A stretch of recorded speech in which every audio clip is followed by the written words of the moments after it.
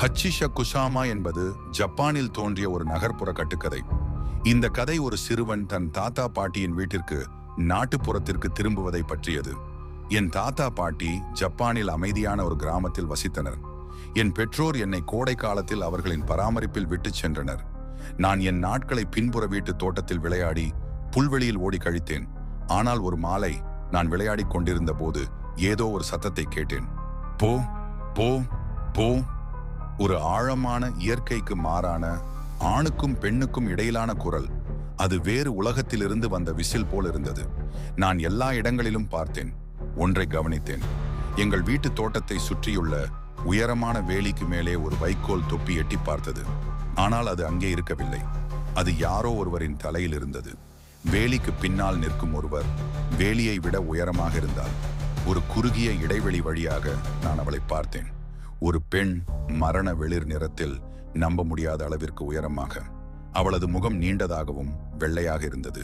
அவளது உதடுகள் அந்த அச்சுறுத்தும் சத்தத்தை வெளியிடும் போது சிறிதளவே அசைந்தன.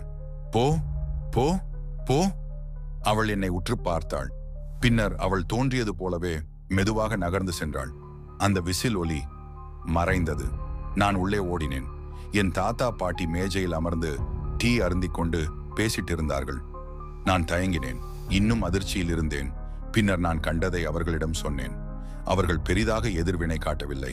அந்த சத்தத்தை நான் குறிப்பிடும் வரை போ போ போ. அறையில் மரண அமைதி நிலவியது. பாட்டியின் தேநீர் கோப்பை அவள் கைகளில் உடைந்தது. தாத்தாவின் முகம் வெளிரியது. அவர்கள் என்னை தூய பயத்துடன் பார்த்தனர். அவள் எவ்வளவு உயரமாக இருந்தாள்? தாத்தா கேட்டார். நான் கடினமாக விழுங்கினேன். வேலி அளவு உயரம். அவர் முகத்தில் அளவற்ற பயம் நிறைந்திருந்தது.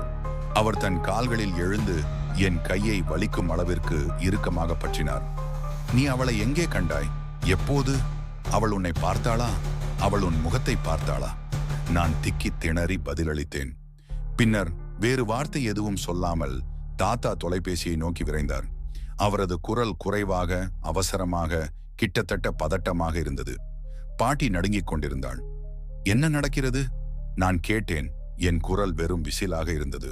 தாத்தா தொலைபேசியை வைத்தார். உன்னை மார்க் பண்ணிடல், அவர் கூறினார். அவரது குரல் கடுமையாக இருந்தது. நான் என் நரம்புகளில் பனி பரவுவதை உணர்ந்தேன். ஏன்? யாரு அவள்? பாட்டியின் உதடுகள் நடுங்கின. ஹச்சிஷ குசாமா.